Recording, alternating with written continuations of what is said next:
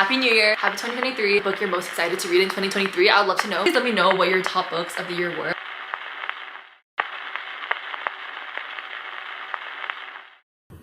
Guys, it's snowing. Okay, so I thought that we could pick our first book for this video because I'm about to finish the book that I'm reading right now. And I was scrolling through your guys' like best books of 2023. A lot of you guys put a book that was actually on like the best books of 2022 that I never got around to reading. And I actually have the physical copy of the book, which is a first for me. Let's go into my family's library, book room, and grab the book. I think my family's watching a movie.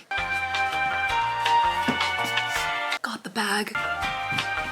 So here's the book. It's Tomorrow and Tomorrow and Tomorrow by Gabrielle Zevin. I feel like everyone who's read this book, it's become like their favorite book of the year. So who knows, maybe we're gonna be starting out 2024 with the best book of 2024. Look at how sick the cover is. Whoever designed this cover, I want them running for president. I think it's like a literary fiction. There's a romance subplot in it, which is like my favorite genre of books. College students who like were super close friends, they like made the very uber successful video game together, had a falling out or something, I don't know, and then they reconnect many years later. I'm actually so excited. I've been wanting to read this book forever.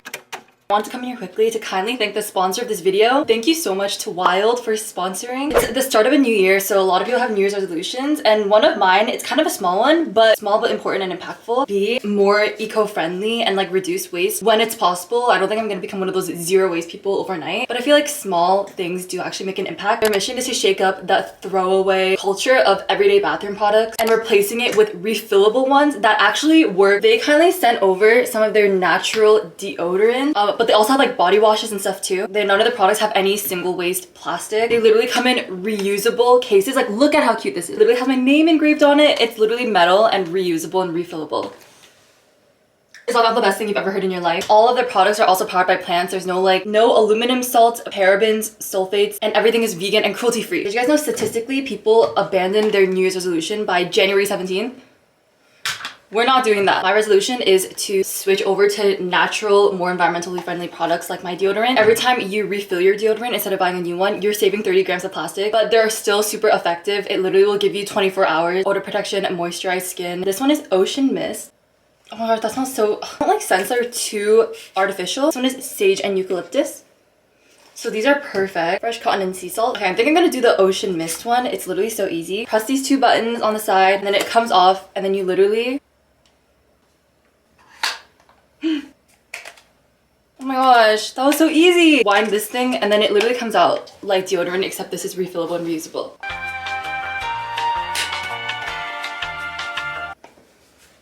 That was so easy! This is literally life-changing. This one smells really good too. It's coconut and vanilla. This is like just a stick, but the case is also recyclable, so you're not making waste. Oh my gosh, this is like a cute mini one. So nice. I'm gonna carry that around too. So if you're also interested in checking out Wild, I highly recommend. I'll have everything linked in my description. You can click the link below and use my code, which is sunnykimchannel, for 20% off. You can also scan the QR code I'll put on the screen. Discount code doesn't last long, so make sure that you get on that. Thank you so much again to Wild for sponsoring this video. Okay, first of all, Happy New Year! It's January 1st of 2024, and while everyone else was in their cute, sparkly New Year's dresses at a New Year's party, living it up, what was I doing? Because I live in the middle of nowhere, lakeside town, in the middle of the woods, where I can't see my neighbor for miles here.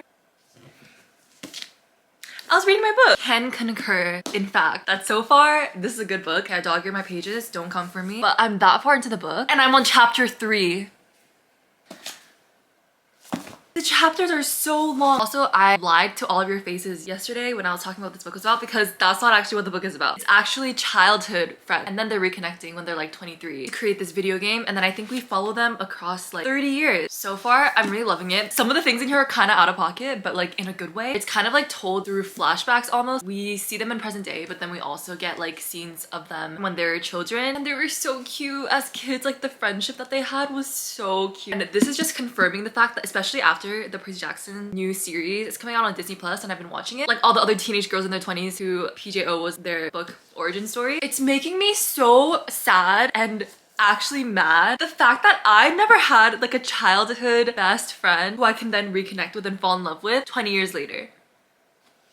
I'm so sad. One of the characters, Sam, the guy, he's actually Korean. He's like half Korean, I think. And then the girl's name is Sadie. She is the one who's like creating a video game. That girl is kind of out of pocket, I will have to say, but honestly, I love her. Okay, I'm gonna keep reading this. Let's see if I can finish it. Oh no, guys, I'm sensing what the theme is in this book. It always comes down to this. Her being used and abused and treated unfairly by all the men. By all the men.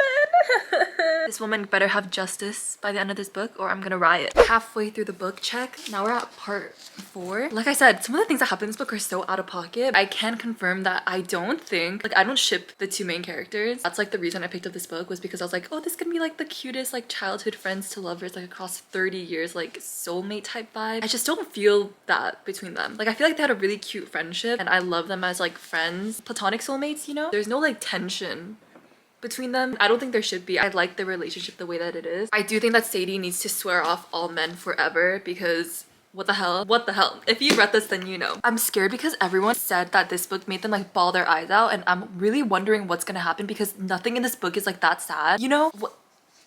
I'm worried, darling. Remember when I said that there was nothing romantic between them?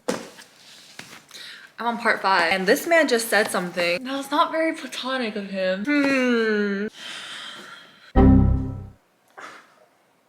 Oh, so this book is sad. It is in fact a sad book.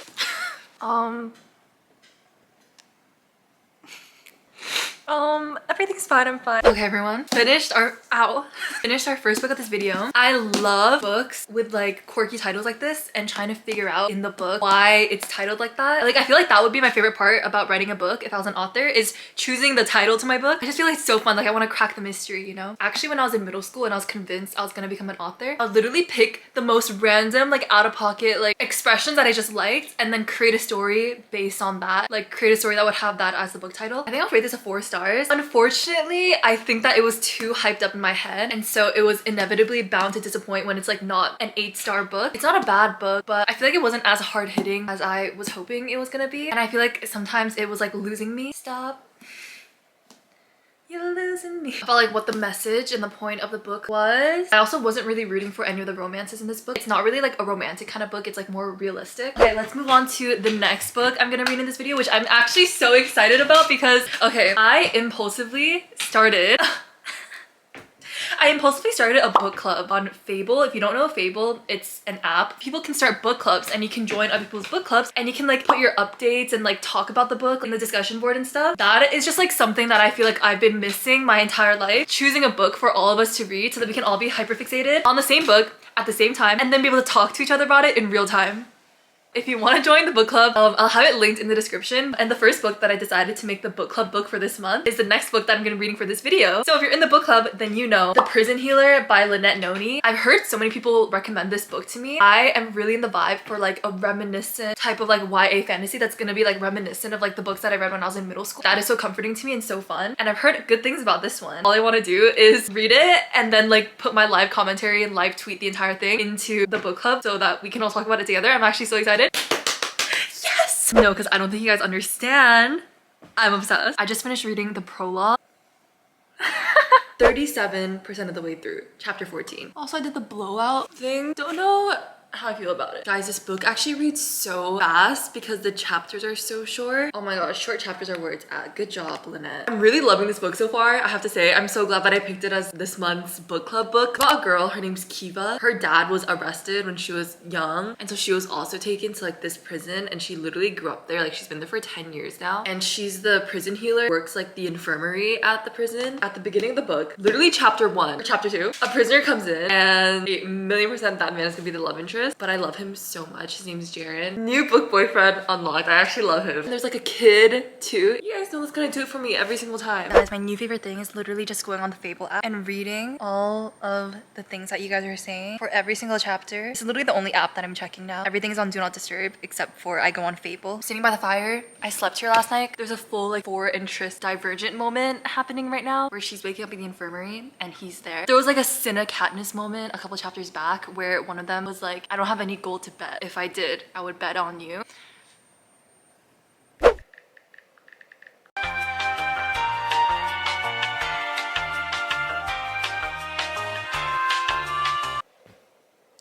I finished the book. I finished The Prison Healer. It's like all the revelations in the last chapter. I need the second book immediately. Immediately I need the second book. Absolutely going off. Okay, I need to write my final reflection. Guys, this is honestly one of the best like first books to a fantasy that I've read in a minute. Literally for nothing else except for the fact that this is gonna be the best forbidden romance, secret forbidden romance trope. Like, you guys know how I feel about my favorite enemies to lovers trope, which is we're enemies but we don't even know it. My favorite trope ever. Little did I know. Little did I know. I didn't even realize that I had finished the book. I love the two main characters, Jared and Kiva. Literally all I've been talking about in our book club group chat is about Jared, how much I love him. Blonde boy of the month. He's just like exactly the archetype of like characters that I love. Like a little bit mischievous, but also like super caring, like not cringy. I just love him, you know? I feel like Kiva is such an underrated like main character. I love how she doesn't try to be like quirky. Sis was just trying to survive, and she has just been trying to survive for 10 years in godforsaken prison, and it shows. She's like a little bit removed and like disconnected. Even though she like feels all her feelings, she is like so level-headed. I just love how grounded she is. Like, I was really rooting for her, and I just know she's about to pop off in the next couple books. 5 stars. I love this book. Now it's time to read the next book. The book that we're gonna be reading next is Circe by Madeline Miller. I saw one quote on this book on TikTok and it made me want to read it, and then someone put it as their favorite book. So I read The Song of Achilles, but I didn't like it. I feel like it's people either love or like really dislike this book. Good morning, everyone. I'm tired. I need to go hop on a bus. I have a 4-hour trip ahead of me to go back to school. I'm here to update that I think I'm gonna DNF Circe. I actually tried so hard to get myself to care about this character. My hair's looking a little crazy, but I just couldn't do it. See, this is what I noticed about Madeline Miller with like The Song of Achilles too when I read that book. Just the way that it's told, because it's like trying to be in like a Greek mythology story kind of way, not like a modern day novel. Like, don't care about the characters like at all. Like, I feel zero attachment. That happened with like Patroclus, The Song of Achilles, and it's happening with Circe too, which is bad because Circe is the main character. We're literally following her entire life story. I know the point of these stories is to like humanize these characters, but like why don't I care about them? That's why I switched my book. I ended up switching to, okay, see, this is what happens when I'm hyperfixated on a book. I'm actually a bulldozer, you can't even stop me. Gilded Cage, which is the sequel to The Prison Healer. Of course I was gonna end up reading the sequel. If I'm hyperfixated on a book series, there's no stopping me. Maybe I should get the last book. I say that as if I'm not gonna fall dead asleep on the bus and or not immediately become motion sick on the bus. Next time I see you, I'll hopefully be warm and safe in my apartment. Finally back, and I only just now am able to be a full human because I was actually starving so bad after I came back and had no food. I had to go out and get groceries, cook a whole entire meal, and then I changed. Now I changed to my favorite gray hoodie. My dad was in the Navy. This isn't his, but that's the reason I have this hoodie. And literally all I want to do is pass out for the next 3 days until I have to go to school. I don't know why I read nothing on the bus. I don't know why I thought I would, because the second that I got there, all I did was put on my Beats headphones, close my eyes, I listened to the entire track set, Folklore, and then Evermore, Reputation, and then Red, and then Fearless. And then I was home. I literally just want to do nothing and sit here like an NPC while rewatching Anne with an E. But tonight, before I go to bed, I'm gonna for sure read more of The Gilded Cage. I actually would love to finish it. Maybe I'll just do, maybe I'll try to finish it tonight. Hello everyone, I'm sorry for being so late. I mean, I know it's not late for you guys, but it's been like a minute. I literally finished The Gilded Cage. I gave it a 3 stars. Unfortunately, I didn't like it as much as the first book. Sorry, I'm only just now getting around to like actually filming this, even though I finished that book like days ago because school started right away when I got back. You guys know how it is, school. I think that the first book was just like a fun ride by itself, but I don't feel the need to like finish the rest of the series because like the couple that I like, I feel like the build-up was in the first book, and then the second and third books like just like them being together, which you guys know like I hate. I don't really like that, and I don't have like another couple that I'm like really rooting for like in the background or anything. I was just kind of bored. I like some of the characters that were like introduced. Like I thought there was gonna be a love triangle between the cousin. I would have eaten that up because that cousin is like, he's like very much like the mischievous jokester bad boy with a traumatic past that he doesn't talk about but impacts him, and he puts up like this cool front, which you guys know is my favorite. This book is one of my favorite tropes, like secret identities, like we're enemies but we don't know it. I don't think it was given as much angst. I think I'm gonna end it now. Also, I was thinking about this. Sorry, I'm like just in the mood to talk. It was a long day at school. If you guys were in a book, like if you guys were like the main character of a book, like realistically, like what trope do you think you would be? Like BFFR, like be so for real. Not what you wish it was. What do you think is most likely for you? I think for me it's Grumpy Sunshine. All the men encounters I have in my life, Grumpy Sunshine. As in, I'm the sunshine. But it made me curious, like what do you guys think your trope would be if you guys were like a trope, you know? Now I'm here to close out the video. It was really fun. I loved getting to see all your guys' top books. Subscribe down below if you haven't already, and follow me on my socials. They're all linked in the description. I'll see you all in the next one. Goodbye. Good fortune, Toby.